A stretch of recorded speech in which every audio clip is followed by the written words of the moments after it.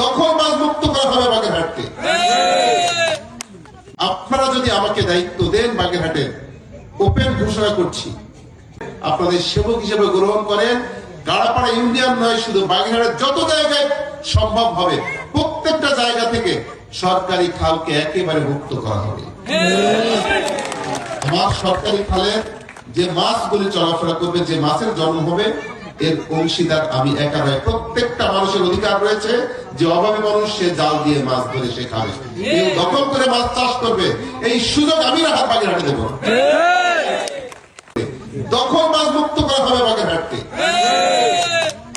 যদি সুযোগ আপনারা দেন, আল্লাহ যদি আমাকে ওই জায়গায় দেন, অবশ্যই আপনারা সুন্দর একটি বাগেরহাট পাবেন, যে বাগেরহাটে অন্যায় করা মানুষের পক্ষে অনেক বড় কঠিন হয়ে যাবে।